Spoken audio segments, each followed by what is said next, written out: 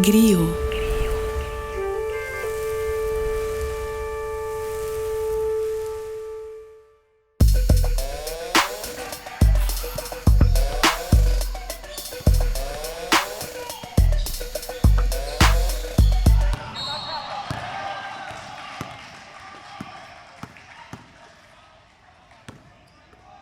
Olá, meninos e meninas, estamos no Iron Online para mais um episódio do podcast do Massali. Eu sou o Massali, seu host, apresentador, seu mediador deste Roda Viva esportivo de baixo custo e trago comigo o maior torcedor do Cleveland Cavaliers, o cara que coloca Donovan Mitchell acima de LeBron James para a próxima temporada, Davi Alves. Mentiras foram ditas nessa apresentação. Mentira, é tudo verdade. Tamo junto, rapaziada. Eu já ia perguntar onde é que eu menti, me mostra agora. Porra, tá maluco? Eu queria começar o programa mandando o LeBron James tomar no cu, demorou? Nossa, vai se ferrar, cara. Na moral, tipo assim, mano, não fala mais Gastei uma comigo. cartada épica pra falar de Mano, conhaque. não me manda DM, não manda mensagem no meu WhatsApp, não quero mais trocar ideia, certo? Beleza? A Nossa. quantidade de dinheiro que devem ter socado no rabo deste velho pra ele usar essa estratégia de marketing é absurda. Absurdo. Pagava as dívidas do Corinthians. Porra. E você viu que ele tá sendo processado, né? Por quê? Porque um torcedor pagou mais de $1.000 pro último jogo do Lakers na temporada regular, achando que ia ser o último jogo do LeBron James, assim, na temporada regular, e falou que foi propaganda enganosa e tá processando o LeBron James. Esse torcedor, eu quero dizer a ele, vai tomar no cu, para de ser burro. Sim, mano. Para de ser burro. Mano, vamos fazer um adendo aqui pra começar esse programa. Gente burra às vezes tem que se fuder. Com certeza. Porra, não tem muito que o LeBron possa fazer em relação a isso também, né? Pô, que isso. Beleza. Tamo junto então. Quer mandar um abraço pra alguém antes da gente entrar? Moleque do nada. Quero mandar um abraço pra minha mãe, pra minha tia, minha madrinha aí. Quero mandar um abraço pro Cássio Alves, que é um cliente do meu trabalho, chato pra cacete, e a gente quebrou o contrato com ele. Vai tomar no cu. Tranquilo falar assim, tranquilo. Chato pra cacete esse maluco, velho. Beleza. Quero mandar um abraço também. Não, mentira, vambora. Vamos falar de coisa séria aqui. Eu não sei se eu começo te fazendo a pergunta, se a gente entra na pauta que eu quis trazer aqui, que é basicamente começar a falar de Giannis Antetokounmpo e ver onde é que essa discussão vai levar a gente. Ok. Essa é a discussão que eu tenho pra agora. O que você prefere? Vamos com a primeira opção. Começar falando do Yannis e ver pra onde leva, aí depois você faz a perguntinha de Então, milhões. a segunda opção, então, né? É a segunda? Eu falei a primeira? Então é a segunda. Bom, 3 minutos de programa, a gente já tá atento pra caralho. Vamos lá, vamos Bora! pra cima. Aí, família. O negócio é o seguinte, eu não sei você, Davi, eu estudo basquete pra produzir conteúdo. Cara, Não eu faço parece. isso de vez em quando, né? Eu sei que não parece que eu estudo basquete pra produzir conteúdo, mas aqui do outro lado da comunidade é assim que as coisas acontecem. É verdade, né? E o que eu tenho estudado bastante é qual o valor ofensivo e como se determina o valor ofensivo de um jogador. Uma coisa que me chamou bastante a atenção é que, obviamente, o valor ofensivo de um jogador se dá pela sua capacidade de pontuar e de criar arremessos direto ou indiretamente para os companheiros, tá ligado? Sim. Isso aí até aí tudo bem, conhecimentos que eu já tinha. Mas me foi chamada a atenção para o fato de que quanto mais arremessos perto do aro você cria para seus companheiros, melhor, porque são arremessos de altíssimo aproveitamento. Uhum. Então eu parei para observar quais jogadores a gente tem hoje e na história da NBA que aumentam na realidade a quantidade de arremessos perto do aro e a eficiência desses arremessos para o time e para os companheiros. Sim.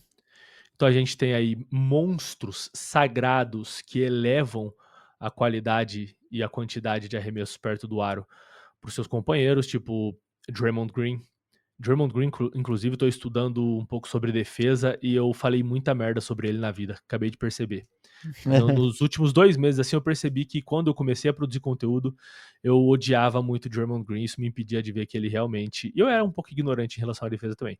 Me impedia de ver que ele realmente é, mano, Ele é defensivamente absurdo, né? um dos melhores da história a defender em uma quadra de basquete. O Beleza. QI dele defensivo talvez seja o melhor que eu já vi. E ofensivamente, ele também cria muitos arremessos perto do aro para seus companheiros, esses arremessos de alta eficiência. A gente tem também aí Steve Nash e outros armadores. E não só armadores, mas tudo bem. Então isso traz valor a um jogador de basquete. Se o time pontua mais e melhor no aro, nesses arremessos de grande aproveitamento. Aí eu cheguei em jogadores da atualidade e cheguei em alguns pivôs. Alguns que têm bastante arremesso, outros que não. Por exemplo, o Joel Embiid não melhora a quantidade de arremessos dos seus companheiros o aproveitamento desses companheiros perto do aro. Por quê? Porque ele tem muitos arremessos perto do aro. Sim, Muitos. Porque ele...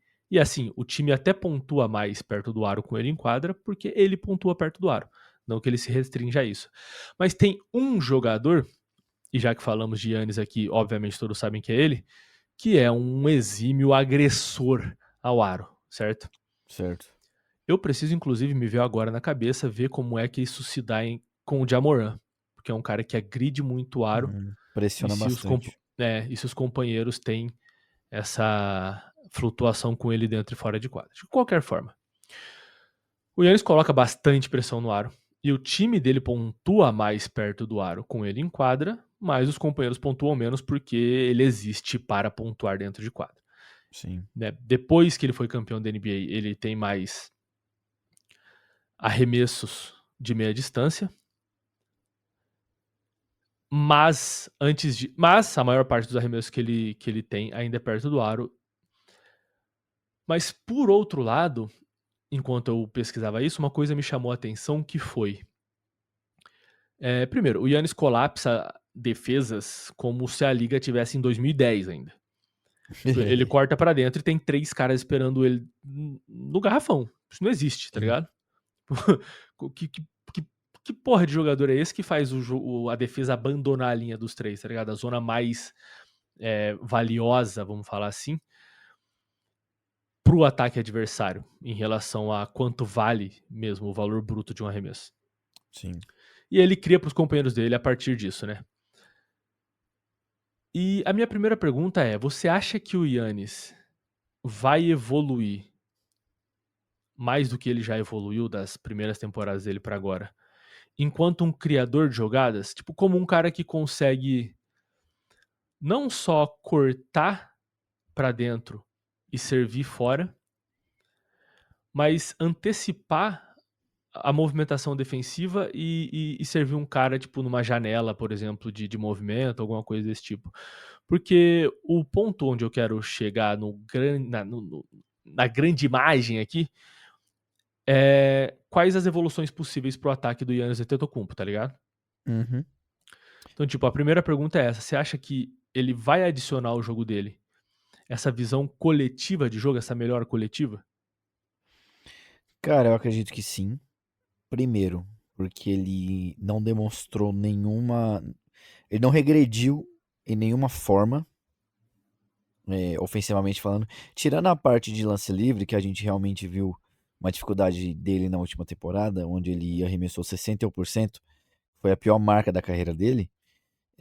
Em compensação, ele teve mais de 44% de aproveitamento na média distância na última temporada, sendo um dos 5 jogadores que mais acertaram bolas de média distância em toda a temporada, ficando atrás de nomes só como DeMar DeRozan, Kevin Durant, Shai Gilgeous-Alexander e Devin Booker. Ou seja, Nossa, a eu ia elite te da perguntar elite, mesmo. Eu ia te perguntar mesmo quem eram os 4 na frente dele. tá ligado? Devin Então, Booker tipo, é impressionantemente consistente, né? sim, mano, a gente sabe o que ele vai entregar e ele sempre entrega, tá ligado? Acho que ele é isso, a previsibilidade do que ele pode te entregar. Você acha que isso, já comprometendo a pauta completamente, né? Porque é isso que acontece aqui. Você acha que isso caracteriza ele como um floor raiser, tipo um cara que levanta o piso do seu time? Eu acredito que sim, exatamente, porque quando você tem um jogador onde você sabe exatamente o que você vai ter, é, isso aumenta o seu piso, tá ligado? Você começa a trabalhar a partir daquilo. Então, eu acredito que o Devin Booker ele seja, né, não acredito, ele é um dos jogadores mais consistentes da NBA nos últimos 7 anos.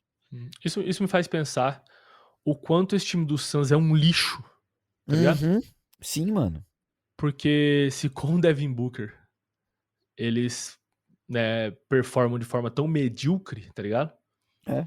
Imagina a hora que ele encanar e resolver sair dessa franquia, o que eu espero que ele faça, de verdade. Sim, e a gente já viu que ele consegue produzir onde tem mais pressão. Pô, ele meteu um jogo de 40 pontos nas finais da NBA, pô. É, um de 10 também, mas tudo bem, É, tudo bem. então, Esse exatamente. não é o ponto aqui hoje. Nossa, por que eu volto nesse jogo, cara? Eu nunca vou perdoar o Devin Booker por isso, que É, merda. não, realmente. É, o que se esperar de alguém que tem um Kobe como ídolo, né? Lembra? Para, cara, pelo amor de Deus, pra que falar isso de novo, cara? A minha vontade é cortar de novo e deixar o pau comer, mais uma vez. Mas assim, É, que bons merda. tempos, bons tempos. Bons tempos, ótimas coisas, cara. Porra, teve É. um cara que encheu a porra do saco nesse post, mano. Puta que pariu, que ódio. Mas É, enfim, só puxando de volta o fio, aliás, fazendo o link de volta pro fio, talvez isso explique, talvez o Devin Booker ser esse cara que levanta o piso, explique porque é que com a chegada do Chris Paul, eles conseguiram chegar numa final de NBA, porque são dois caras que levantam o piso de uma equipe. exatamente. Chris Paul, um dos maiores levantadores de piso na história. Ouso dizer Que o que maior. é o segundo maior depois do LeBron James. Depois do LeBron, né? Não tem como. Eu tô com a foto do homem aberta aqui agora, com a porra da garrafa de Hennessy na mão. Vontade de espancar esse velho, sem Sim. brincadeira, cara. Tá de sacanagem. Mas, pô, você Mas foi certeiro aí, mano. É, nenhum jogador, na minha opinião, né? Que não se chama LeBron James é um floor raiser melhor do que o Chris Paul. Tipo assim, nenhum jogador melhora os seus colegas de time melhor do que o Chris Paul na história da NBA. Então, a gente pode colocar nomes, por exemplo, como Magic Johnson, mas o Magic Johnson ele tinha um outro aspecto, era algo muito mais em transição, ele liderou alguns dos melhores ataques da história da NBA. A gente pode colocar até o Jokic nessa variável também, porque o que ele melhora os seus companheiros é absurdo. E, enfim, a gente nem tá falando mais do que a gente tava falando antes. não, mas não tem problema. Que eu A nem gente lembro chegou mais o que nisso, era. Sendo sincero, eu nem lembro que mais o era que que era. você falou que o Yannis ele melhorou todos os aspectos do jogo dele desde que, sei lá, ele foi MVP. Desde que ele entrou na NBA, na verdade, né? Ah, é verdade. Aí a gente tava falando da média distância. E por que eu acho que, por exemplo, a gente tava falando do playmaking dele, né? Pô, nas últimas 2 temporadas, cara, ele teve 6,5 de assistências por jogo, tá ligado? Tipo, e ele mesmo falou que essa temporada talvez ele seja o cara que dite o ritmo do ataque. Eu não duvido nada ele ter uma temporada de 7 assistências por jogo, tá ligado? O que me preocupa é em ele ser o cara que dita o ataque, mais uma vez, né? Porque ele já foi esse cara que dita o ataque, Sim. é que o Yannis tem. Nossa, limitações não é a palavra. Mas ele não tem muita variação ofensiva. Uhum. E, mano, eu não tô criticando o Yannis. Eu tô analisando a maestria do jogo dele de forma minuciosa. Sim. O Yannis não é o cara que vai jogar fora da bola, o Yannis não é o cara que, como eu disse, vai criar esse arremesso que não seja a parte, que não é criar arremesso para os companheiros, que não sendo a partir dessa agressão ao aro, e aí entra em jogo aquele lance daquela defesa, né? Tipo, criar o muro no garrafão, tipo, pro Sim. Yannis não cortar, enfim. E ele ficar meio sem saber o que fazer aí. Isso me preocupa, tendo ele puxando esse ataque. E a outra observação que eu quero fazer é que eu não tenho esse número, mas eu entendi que o Yannis. Eu entendi, e é óbvio, mas eu entendi de forma reforçada que o Yannis precisa de excelentes arremessadores ao redor dele. Tipo assim, todo mundo tem que arremessar. Uhum. E eu encontrei semelhanças ridículas entre o Giannis e um outro jogador ofensivo absurdo na história da NBA, assim, que eu vou chegar nele. Mas por que eu digo isso? Porque dessas assistências do Giannis, e eu não tenho esse número mais uma vez, eu acredito que 90% delas vão em direção à linha dos 3 pontos, se não mais. É, porque é o carro-chefe, né? Ele colapsa a defesa com a gravidade dele atacando a cesta, liberando o perímetro, né? E É o aqui, Steph Davi, Curry invertido. Toma. é o que tá ligado? Um sobre o Steph Curry. Steph Curry elevado a -1.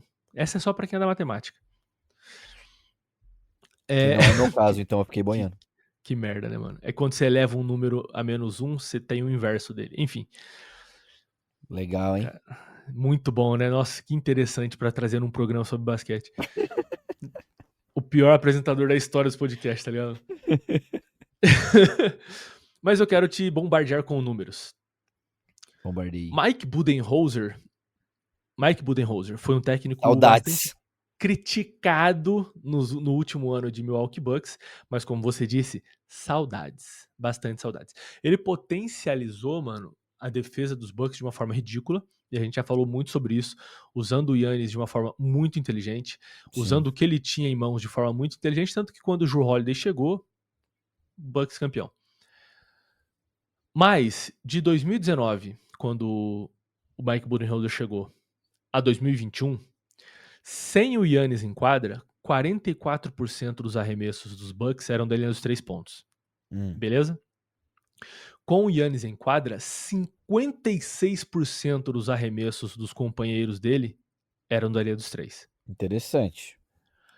De 2021 a 2023, outro recorte de tempo, com o Giannis em quadra, 58, perdão, de 2019 a 2021, 53% dos arremessos dos companheiros eram da linha dos 3 com ele em quadra.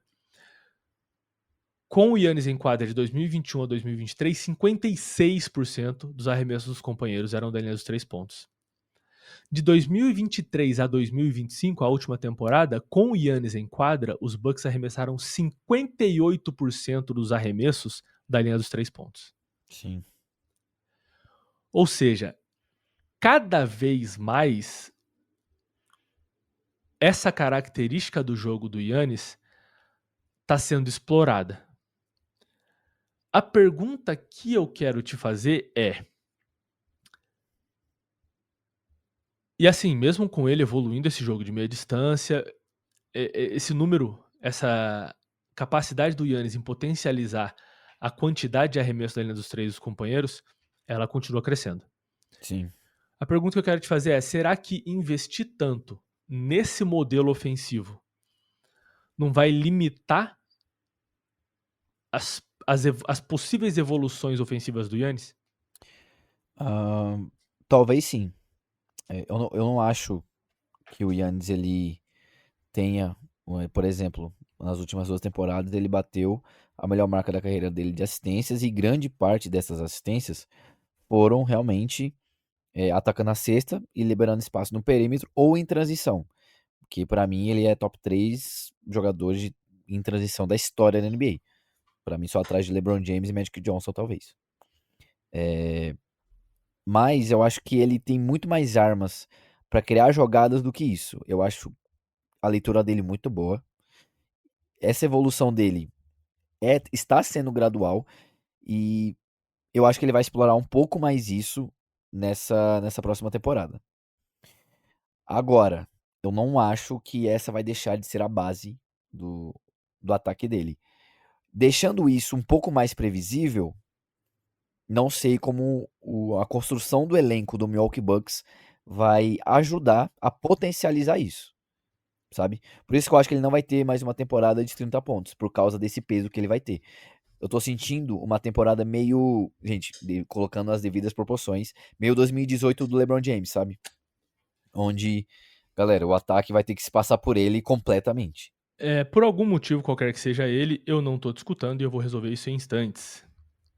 Mas prossiga com o seu pensamento.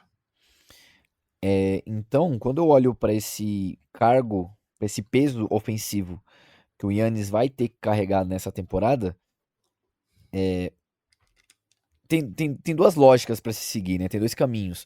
Uma onde ele vai realmente mostrar evolução mais uma vez na criação de jogadas, e a gente pode ter uma temporada dele com 7 assistências por jogo. Isso pode também aumentar o número de turnovers. Ele teve o menor número de turnovers por jogo desde 2018. Isso é muita coisa, porque você bate a maior marca de assistências da carreira tendo o menor número de turnovers, mostra como ele cuida muito bem da bola. Isso sendo o melhor pressionador do aro da liga, o defensor mais completo da liga também. Então, o Giannis, ele mesmo aos 30 anos, ele mostra uma evolução. Então, por isso que eu acredito que ele vai mostrar mais uma evolução, porque até agora ele não mostrou nada ao contrário. Ele não dá sinais de parar de evoluir, né, mano? Isso é maluco. Cara, então, eu acho que o exemplo disso é a estatística que eu acabei de falar, cara. Você bater o seu maior número de assistências, tendo o seu menor número de turnovers desde 2018, é muita coisa, tá ligado? É muita coisa. E uma das coisas que eu tô estudando sobre qualidades ofensivas de jogadores também é o quanto um jogador é um supressor de turnovers. Tipo assim, o quanto esse jogador diminui o número de turnovers da equipe, tá ligado? Quando ele tá em quadra. Sim. E o valor e o quanto isso traz de valor pro time realmente. Porque, por exemplo, se você tem 2 erros a menos, 3 erros a menos por jogo, e o seu time é um time de uma alta conversão de arremessos, né? Que define muitos arremessos perto do aro, por exemplo, você tem chances muito grandes de ter aí, tipo, mais 6, 8 pontos, 9 pontos, tá ligado? Numa Sim, partida. E isso a nível de playoffs é, porra, muito importante. Parece pouco, né? 6, 8, 9 pontos, mas é muita coisa. exatamente. Uma pergunta. O Giannis ele tá mais completo, mas você acha que a nível de qualidade e intensidade ele está melhor ou regrediu nesse quesito do que, por exemplo, 2021, que foi o ano que ele venceu o título? Qualidade e intensidade. É, Eu acho que ele decai, eu não sei se decai é a palavra, ele diminui um pouco a intensidade, sim, mas a qualidade ele aumenta. concordo. É, E assim, reduzir a intensidade não necessariamente é um sinal de que você tá saindo do auge físico. Tem sim, uma frase do Joel Embiid, grandioso, glorioso Joel Embiid, boa. Filósofo. que é que enquanto ele tava dando toco em todo mundo e jogando a bola pra arquibancada, tá ligado? Sim, Ele tava sendo visto como um dos melhores defensores da NBA.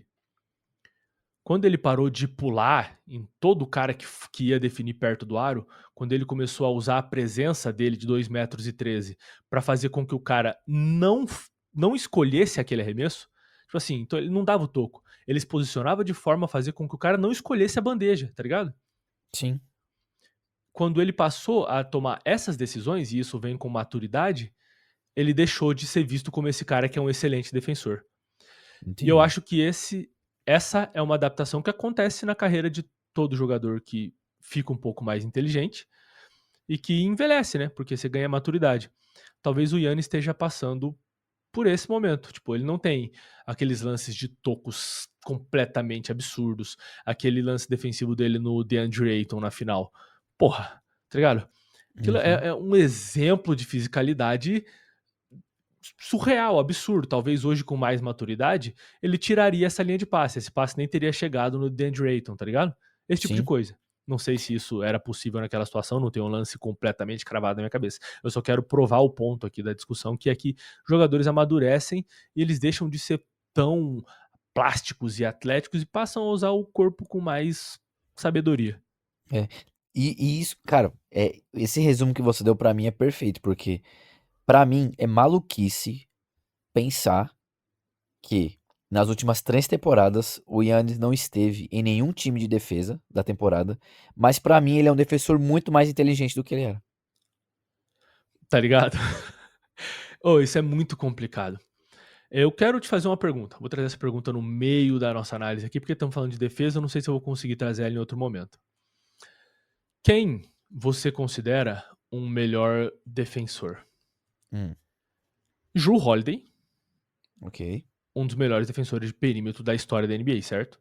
certo. Ou Kobe Bryant? Jrue Holiday. Não é fácil essa resposta? É óbvio pra mim. Porque eu posso tomar até um pouco de hate aqui por umas duas pessoas que ainda são fãs do Kobe. É, Caralho, duas é muita maldade. desculpa, gente, eu tô brincando, tá? É, Que mas filho da puta. as 12 seleções de defesa do Kobe, elas são uma mentira. Corta aquilo pra 8, pra 7 e talvez fique justo. Talvez. Por que que eu falo isso? As épocas em que o LeBron James, ó, o Kobe Bryant, ele foi selecionado para o time de defesa de forma automática, era porque na posição dele não existiam bons defensores naquela época. O Phil Jackson já falou que ele não sabia como que o Kobe Bryant estava indo para as seleções de defesa. E O ele Phil treinou o Jackson, Kobe. moleque. O O Phil Phil Jackson, Jackson. moleque. Então, tipo assim, se você tá puto com o que eu tô falando, discorda do Phil Jackson. Tá ligado? O Kobe ele ter mais de 10 times de defesa, pra mim é um absurdo. E o LeBron ter 5, 6 na verdade, pra mim é um escárnio da sociedade. Porque pra mim o LeBron James é um melhor defensor do que o Kobe. O escárnio da sociedade.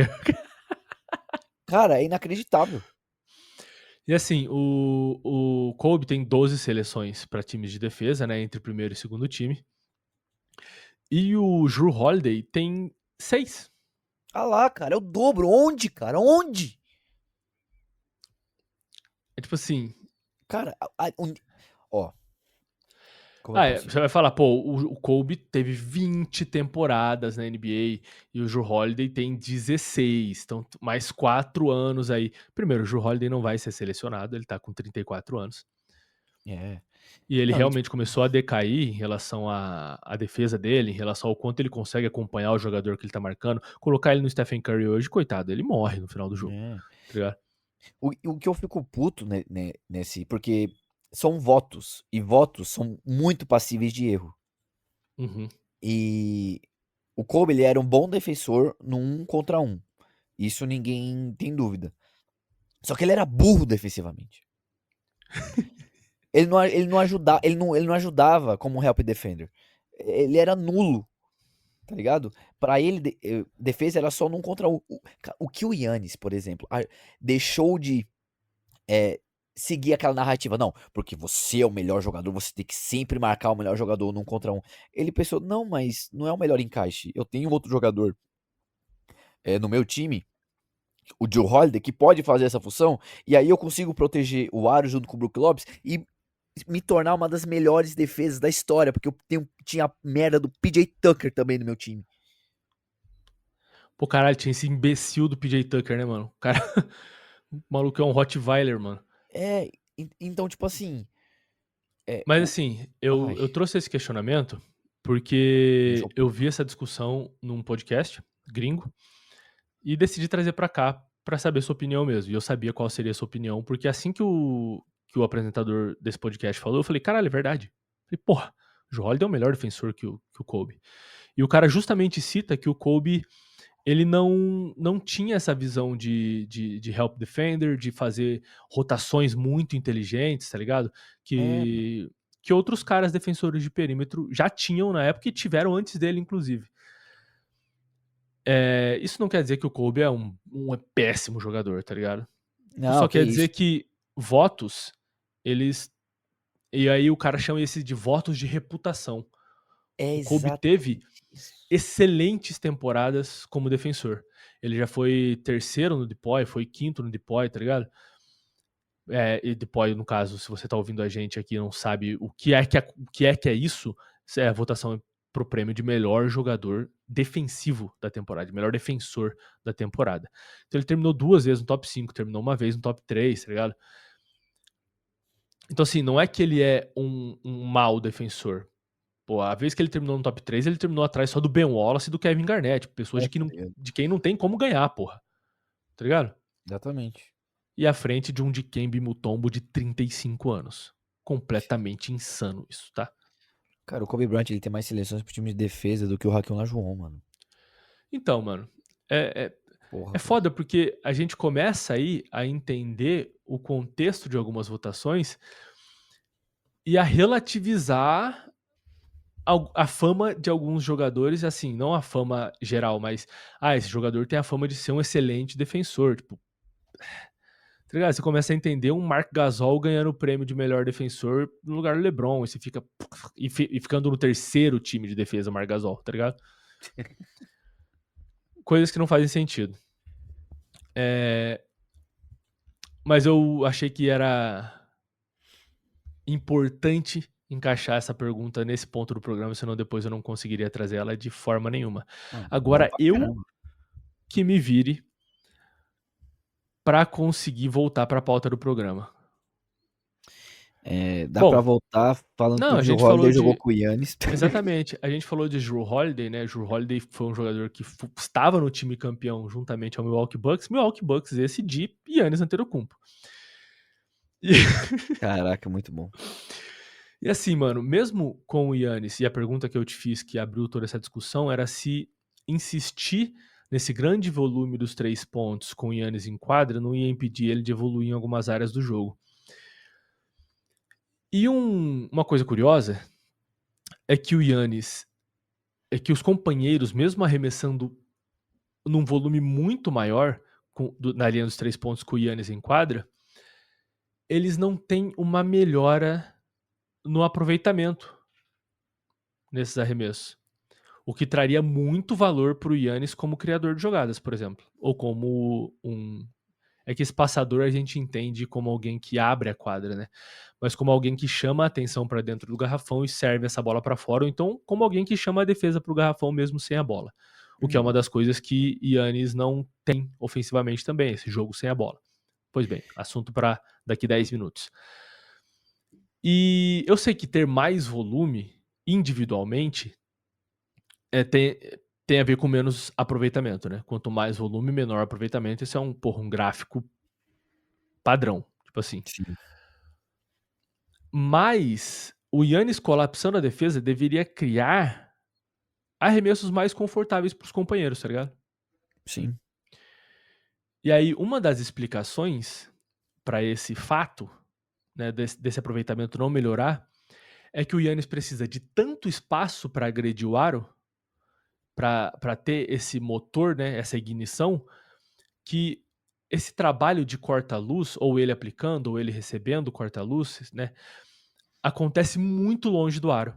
Então os arremessos que ele cria ou são da zona morta, ou são para jogadores que estão ou vão para jogadores que estão muito longe do aro.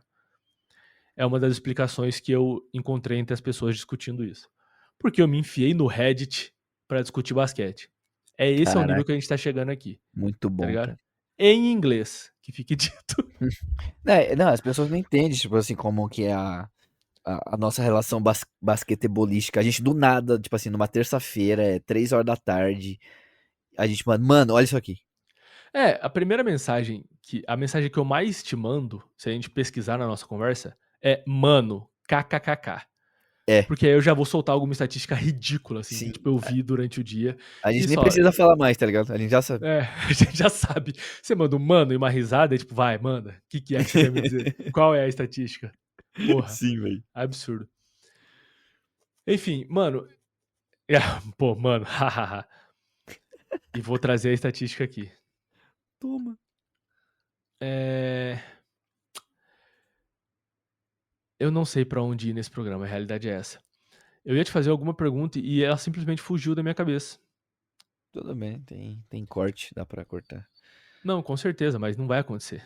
Não vai Simplesmente acontecer não de vai. lembrar? Não, aqui o nosso. Não vai acontecer o corte. Aqui a nossa audiência, ela tem que aceitar do jeito que vem, entendeu? Isso Ah, aqui então é, beleza, é, rapaziada. é É gutural, isso aqui vem das entranhas. transparência. É visceral, porra. Não tem. Beleza. Eu trago o questionamento. Manda. O Yannis sendo um jogador que agride defesas, colapsa defesas, que coloca muita pressão perto do aro, que serve jogadores na linha dos três, que aumenta o volume de arremessos desses jogadores na linha dos três. Ele sendo esse jogador, tendo essas características, que jogador na história ele te lembra? Sendo sincero, Sendo sincero. LeBron James. Primeira É, passagem dele pro Cleveland, sendo mais específico. sim, mas tem um jogador que criou uma carreira fazendo isso. E o nome dele é James Harden. E Cara, se o Giannis assim, escutar você comparando ele com o James Harden, e a minha risada ao falar isso é de desespero. Porque Giannis e James Harden são dois jogadores completamente diferentes. Completamente diferentes. Mas que se eu falar pra você, pô, quem é o jogador que agride o aro, coloca pressão nas defesas, colapsa defesas, como se a coisa mais importante do mundo fosse parar aquele cara de ir pro aro. E a partir disso serve jogadores. A resposta pode ser Giannis ou pode ser James Harden. O James Harden tem mais no jogo ofensivo dele? Tem. Ele tem a meia distância, né? Aquele push-off meia distância, o step back 3. Mas com essas informações, esse jogador pode ser tanto James Harden quanto o Giannis Antetokounmpo. E aumenta o volume de arremesso dos companheiros além dos três também.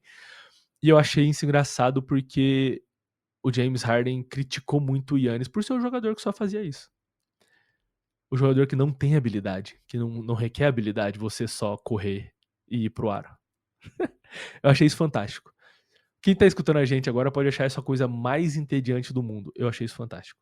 mas é fantástico mesmo. Ainda mais exatamente pelo ponto que você trouxe, porque ele criticou o Giannis por fazer isso. E a característica é basicamente a mesma. É, o Mike D'Antoni fez ele ser o jogador que tem essas características, mano. Eles colapsam a defesa de forma diferente? Sim. Eles têm, Por é, motivos diferentes? Sim. sim, ritmos muito diferentes ao fazer isso? Sim. Mas no final do dia, Irmão, pô, eu achei isso incrível, velho. Eu achei isso completamente. São jogadores que precisam estar rodeados de bons arremessadores. Porra, velho. exatamente, cara. Pra ter a otimização do próprio jogo. Isso é fantástico. Aí o James Harden adiciona o jogo de corta-luz, adiciona a capacidade de criar para jogadores, né, na ponte aérea, de criar para jogadores que batem esse corta-luz no roll ou no pop, enfim. Por aí vai. Mas o ponto é válido. Eu achei incrível. E falando em comparação, eu fiz a comparação do Yannis com aquele outro jogador aqui já? Ou fiz só no off? Não fiz, né? Calma, que outro jogador? Aquele outro pivô. Ah, não fez, só no off. Ok. Eu quero trazer para vocês aqui, meu ouvinte e minha ouvinte, que já deve estar saturado com o nome Yannis Antetokounmpo hoje, mas é isso. A gente hiperfoca num cara e fala dele, não tem jeito. Uhum.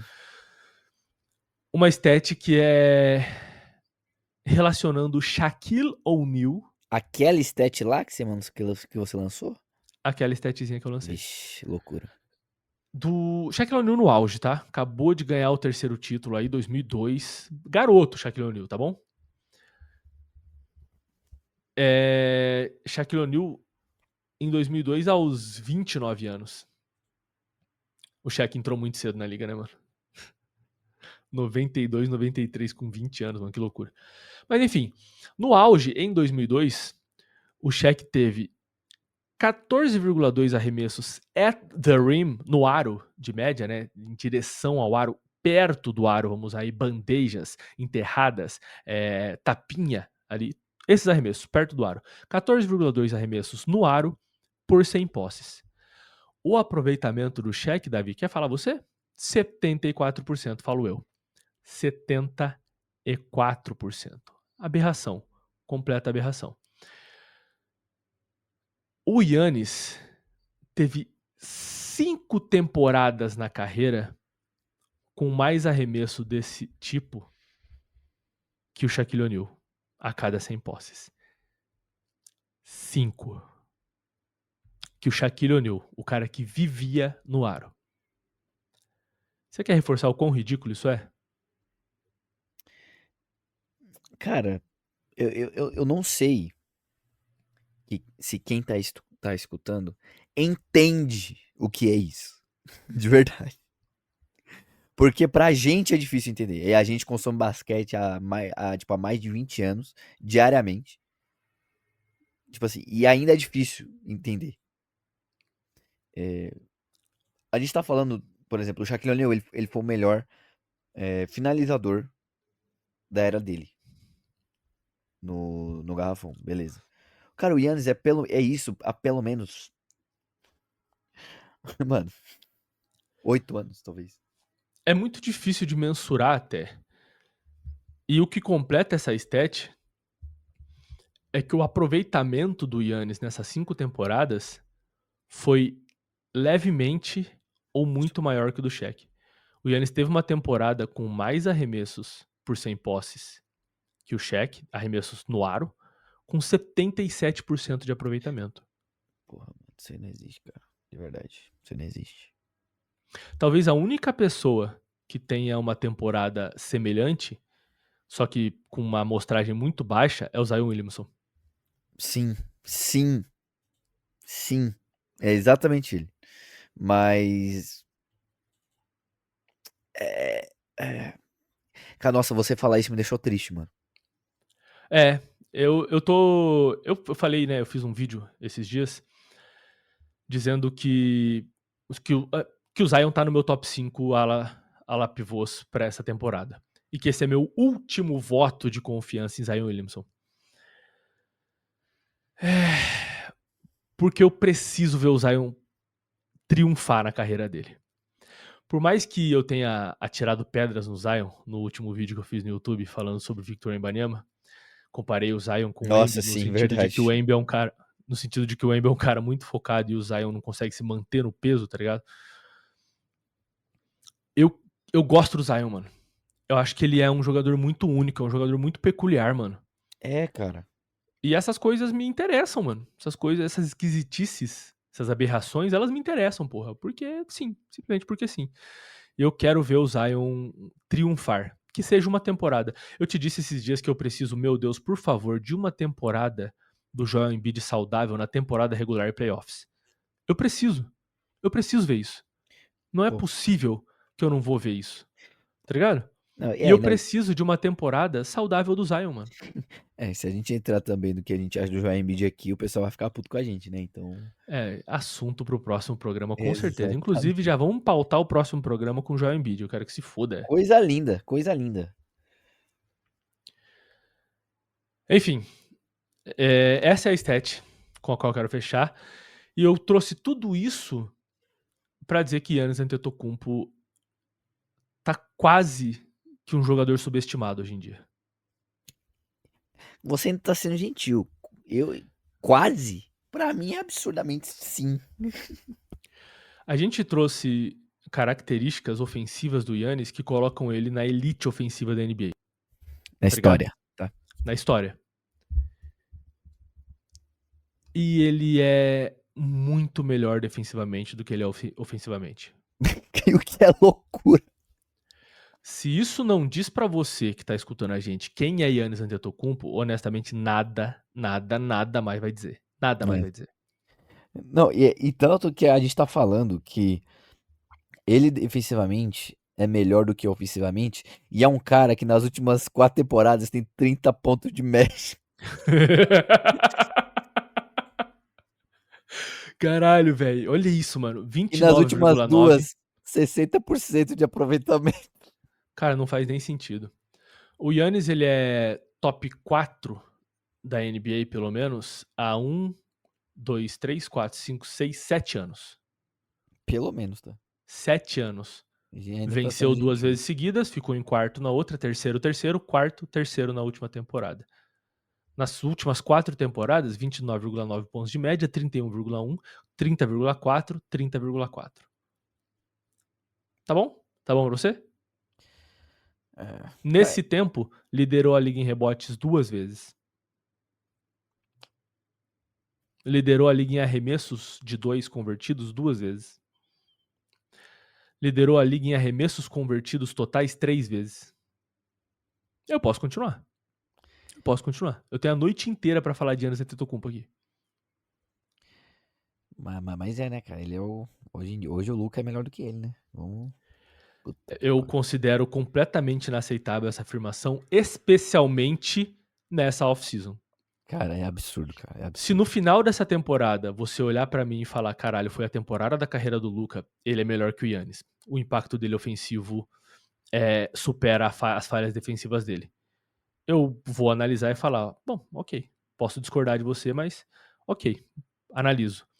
Falar isso agora, porra, é inaceitável. Cara, e agora eu vou colocar uma situação hipotética pra você. Essa situação Coloque. do Luka e o Yannis não evoluindo, mas mantendo o que ele tá fazendo. Você ainda consegue ver isso? Ou o Yannis precisa regredir pra você colocar o Luka na frente? Eu consigo aceitar o argumento da pessoa que me afirmar que o Luka é melhor que o Giannis. Eu aceito o argumento. Entendi, Beleza. Qual o impacto do Luka no ataque dos Lakers? Tá ligado? entendi. A gente tá levando em consideração que o Luka tá jogando com o LeBron e o segundo melhor jogador do Giannis é o Miles Turner. Uhum, Tem entendi. coisas a se considerar, mano. Eu É, posso discutir. Mas agora é muito inaceitável, mano. Muito inaceitável. sim. Tipo assim, a gente tá feliz porque o Luka tá magro. Isso não existe, mano. É loucura. É realmente. Você tá feliz por um cara, um atleta de alto nível, Fazer o mínimo. fazer o mínimo, mostra um pouco do quão sério ele é referente ao emprego dele, Sim. diga-se de passagem. Um cenário que eu vejo podendo, como que é? Um cenário que eu vejo que pode acontecer, a palavra fugiu da minha cabeça, é o Yannis ele tendo 26 pontos de média, 8 assistências por jogo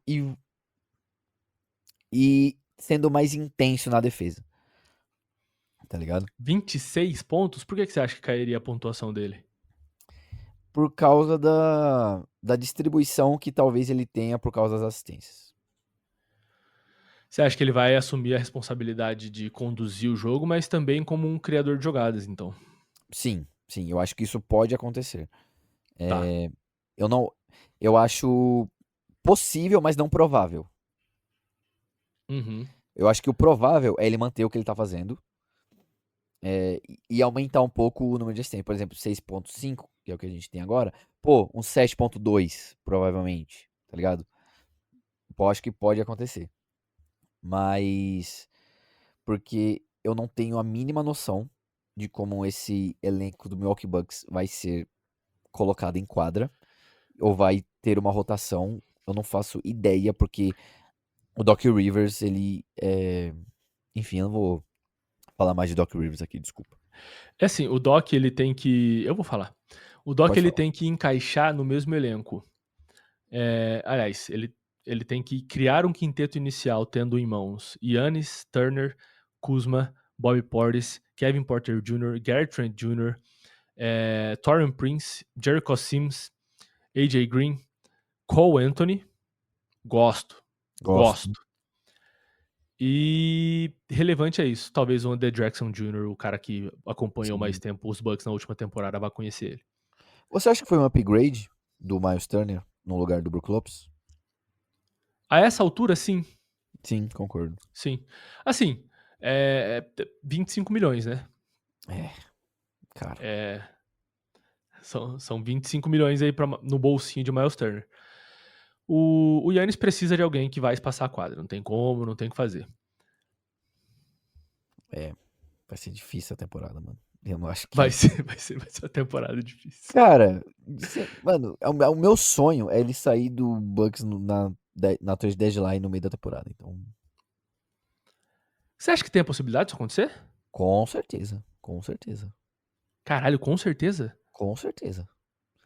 Se Porra, ele, se ele perceber que na primeira metade da temporada o time não vai a lugar nenhum, mano, ele mete o pé.